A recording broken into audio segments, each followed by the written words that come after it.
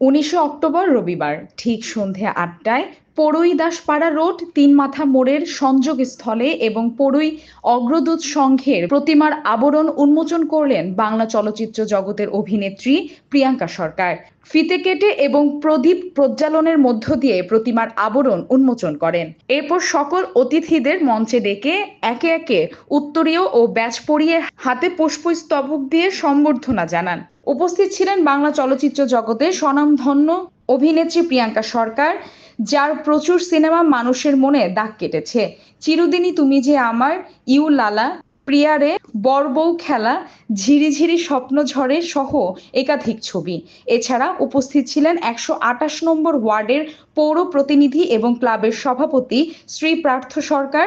উপস্থিত ছিলেন আইনজীবী শীর্ষেন্দু চ্যাটার্জি, ১২৮ নম্বর ওয়ার্ডের মহিলা সভানেত্রী অস্মিতা বোস। উপস্থিত ছিলেন দিবেন্দু চ্যাটার্জি সহ অন্যান্য নেতৃবৃন্দ ও ক্লাবের সকল সদস্যগণ।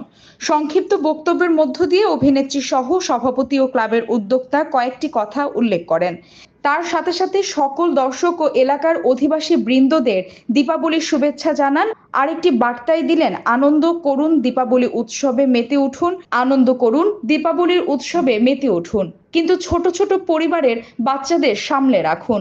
বাংলা চলচ্চিত্র জগতের অভিনেত্রী প্রিয়াঙ্কা সরকার বলেন, আমি সত্যি অভিভূত এরকম একটি পুজোতে এসে, যেখানে এখানকার মহিলারা আনন্দ উৎসবে মুখর হয়ে উঠেছে, ক্লাব প্রাঙ্গণকে আলোকিত করে তুলছে। না আসলে এটা কখনোই বুঝতেই পারতাম না। শুধু একটা কথাই বলবো, দীপাবলির আনন্দে মেতে উঠুন, কিন্তু আনন্দ যেন নিরানন্দের কারণ না হয়ে ওঠে। ক্লাবের উদ্যোক্তা বলেন, দেখতে দেখতে ৭২তম বর্ষে পদার্পণ করলাম। আমাদের পূজায় শুধু পুরুষরাই সহযোগিতা করেন তা নয়, আমাদের পুজোকে মাতিয়ে রাখেন এবং সহযোগিতায় সবসময় হাত বাড়িয়ে দেন আমাদের এখানকার মহিলারা।